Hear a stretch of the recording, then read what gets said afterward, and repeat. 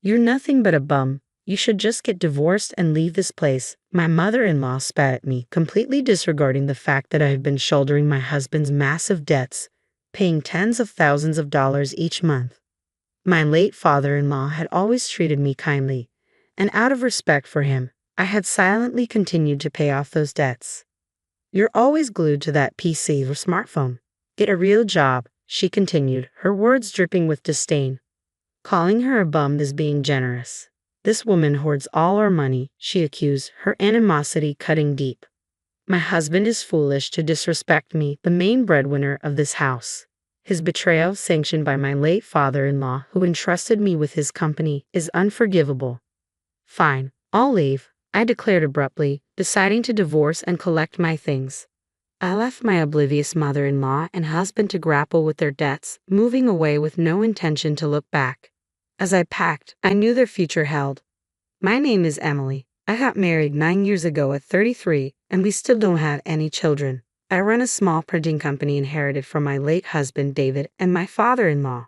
3 years ago, my father-in-law passed away, and before that, we lived with David's parents, assisting in their business. Originally, David had been groomed to take over the family business after university, and we rented a place nearby. When my father-in-law wanted David to succeed him due to old age, we moved in to support him. I quit my web design job to manage the printing company's operations. Currently, it's just David and me handling everything since we let go of the one employee my father-in-law had hired. Things were manageable when he was alive, but after his death, the family dynamics changed drastically. My mother-in-law constantly picks fights, blaming me for wandering around the house all day. She fails to see that I manage customer relations and data correction, which has significantly boosted sales. David struggles with computers, and they don't realize I'm the backbone of our operations. Their accusations have only intensified, especially since the arrival of Anna, a former employee and David's childhood friend. They were childhood friends, always in the same class from elementary to high school. After my father-in-law's funeral, Anna began frequenting our printing company. Having known Anna since childhood, she had a good rapport with my mother-in-law. I later learned that Anna was hired because my mother-in-law strongly recommended her to my father-in-law. While he was alive, he often criticized Anna for slacking off and producing careless, error-filled work. During the handover period, I witnessed firsthand how inept she was, struggling even with basic computer tasks, let alone accurate data entry. Critical documents like invoices had to be handwritten by my father-in-law before I could review them. Investigating her online activity, I found she spent most of her time on vulgar and dating websites. It was clear to me, and evidently to my father-in-law, that she wasn't suited for the job.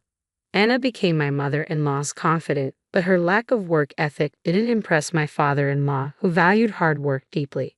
The real issue lies with David's change in attitude. While he used to work diligently alongside his father, he now echoes my mother-in-law's complaints. "You have it easy, just playing on the computer all day. It feels like I'm the only one taking this seriously," he accused me, influenced by both my mother-in-law and Anna. When my father-in-law was alive, such accusations never surfaced. Now, it's just the three of us, my mother-in-law, David, and I, living together.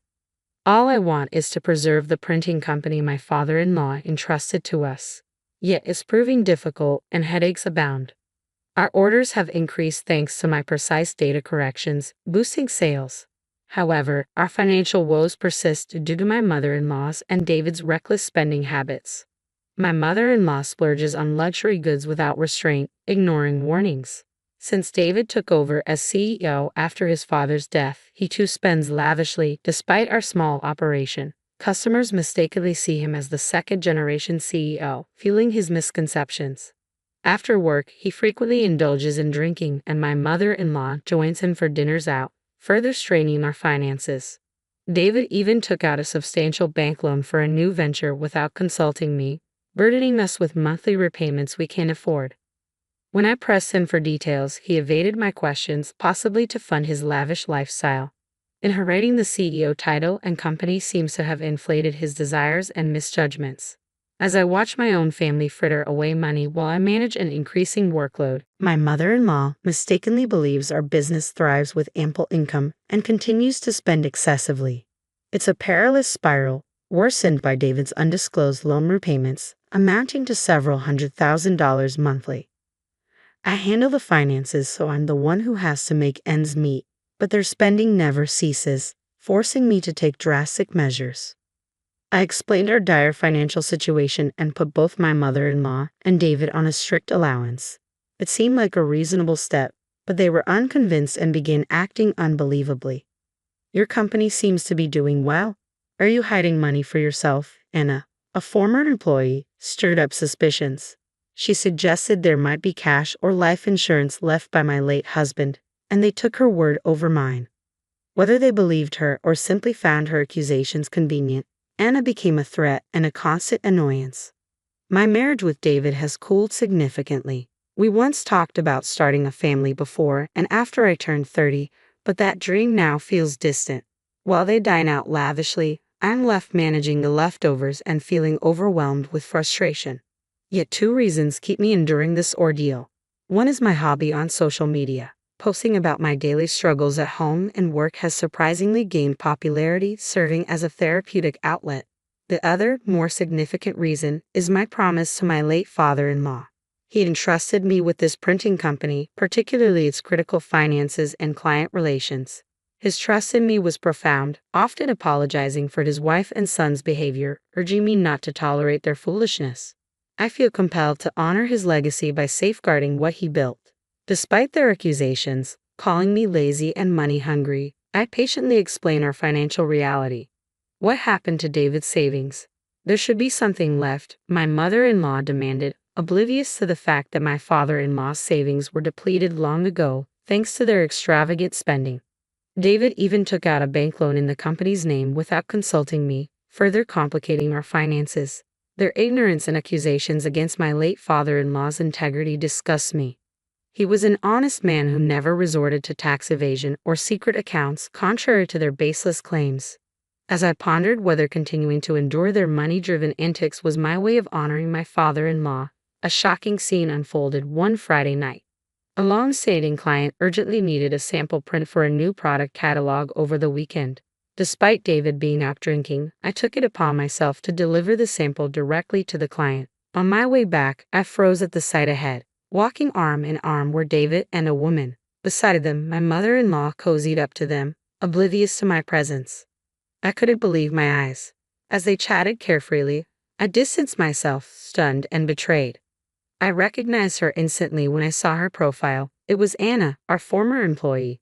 My thoughts froze as I stood there, watching them chat happily and disappear to a high-end barbecue restaurant in the distance. I remained rooted to the spot in shock. I don't recall how I managed to get home afterward. The next thing I knew, I was sitting in front of my computer, replaying the scene in my mind. Seeing David and Anna together like that, it was clear their relationship wasn't typical. Despite our strained marriage, witnessing such betrayal ignited a deep anger within me.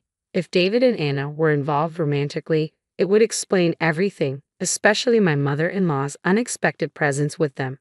It seemed my mother-in-law and Anna had been friends since long ago, but her nonchalant enjoyment of their closeness today was unsettling. Could it be that David's affair with Anna had her approval? I couldn't fathom such a betrayal, yet it would make sense of their behavior since my father-in-law's passing. I wanted to protect the printing company entrusted to me, but I felt lost. Saturday passed without David or my mother-in-law returning. It wasn't until Sunday afternoon that they finally showed up, claiming they had been at a downtown spa together. Together, you say? Wasn't Anna there too? I calmly questioned, hitting a nerve as their anger erupted. What's wrong with Anna? She's just concerned for Mom and me. David defended, his tone defensive. She knows you're trying to control my father's savings on your own. Their emotional outbursts confirmed my suspicions. They had been colluding with Anna against me. I'm divorcing a woman who hoards my father's savings, David declared sharply. If you're so keen on leaving, then go.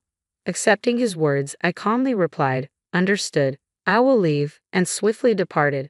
My bags were packed the day before, ready to be delivered to my parents' house. I could return later for the rest. Leaving that place was all I wanted. David's final words pierced me as I bit my lip, fists clenched tight. A week later, I returned to complete the divorce proceedings and hand over my late father-in-law's company. David, my mother-in-law, and even Anna were all present. Sign it quickly, David demanded, thrusting the divorce papers at me before I could review them. My mother-in-law interjected sharply, "It's too late for apologies.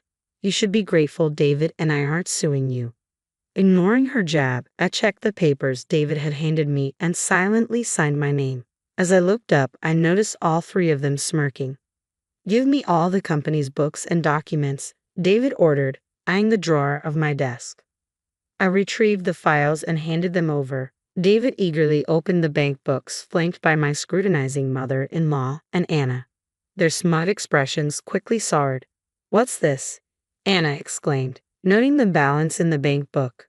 "This can't be right." My mother-in-law peered over David's shoulder, muttering, "Isn't this incorrect?" David turned to me accusingly, thrusting the bank book in my direction. "What does a balance of $30 mean?"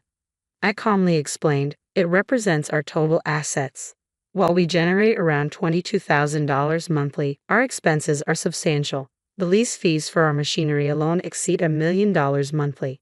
We also have significant costs for electricity, loans on delivery trucks, and forklifts, not to mention the ongoing repayment of a bank loan taken after my father-in-law's passing, which exceeds $3,000 monthly." Their incredulous expressions didn't waver. "There's no way that's right," my mother-in-law retorted. "We print and deliver every day. How can we have no money?" I continued, "Despite our revenue, personal loans mismanaged by my mother-in-law and David require over $2,000 monthly, which I have been managing alone, including all living expenses." I had explained this already, I reiterated calmly. "Without the burden of your repayments, I'll have over $2,000 monthly free, which will make things much easier." "Don't lie about us having no money when we work hard every day," David shouted emotionally, refusing to understand. "Yelling won't change the facts," I replied evenly. "Yes, there's revenue, but it's already been eaten up by your loans and your mother's. After repayments, we might save around $5,000. Realizing they wouldn't be able to afford anything during the repayment period was no longer my concern. They would learn the hard way. "When will these repayments end?" Anna asked pragmatically, cutting through the tension. "The bank loan has 3 more years, and David and his mother's personal loans have over 5, I replied bluntly, causing Anna to gasp in shock. "So we'll be in the red for the next 3 years?" Anna sighed disappointedly. "At this rate, most likely," I affirmed coldly, grateful that Anna seemed to be grasping the reality. "What about my husband's hidden account?" "He had one, right, Anna?" my mother-in-law interjected, trying to placate Anna, who had provided the information. "Yeah, there must be a secret account," Anna pressed on, her focus self-centered. "I've never heard of it or seen it while he was alive," I stated firmly. "Perhaps everyone should search for it after this." I couldn't fathom Anna's insistence on this hidden account, as if she were in some drama. Among the three who were gradually coming to terms with reality, David finally posed a practical question. "Wait, then how have you managed this financial issue so far?" he asked, finally getting to the crux of the matter. "Ah, yes," I began, explaining in detail. "I've been covering our living costs and bridging the gap with my personal income. I have a blog called Small Factory Struggle Diary with over 1 million followers. The substantial advertising revenue it generates is deposited into my personal account each month, requiring separate tax filings from the company's financial statements. I think you'll understand once you review the books later, but the company owes repayment obligations due to the supplementary costs from my personal lending. Please consult with a tax accountant or lawyer," I advised calmly. "That's the main point I wanted to convey today. Regardless of the divorce settlement, I will become a creditor in the future. I used to support their lives because they were family, but that's no longer my concern. Of course, I expect to recover the money I lent," I stated firmly. "David, even as a CEO, you're no different from someone in dire financial straits," Anna remarked, grasping the situation quickly. "I can't be with you in this situation. Goodbye," Anna declared, turning to leave swiftly. David and his mother hurriedly followed, trying to convince her otherwise. "It's fine, we can secure additional financing from the bank if needed. Anna, you can trust my husband's company," my ex-mother-in-law reassured, desperately hoping to salvage the situation. Having said all I needed to, I decided it was time to leave.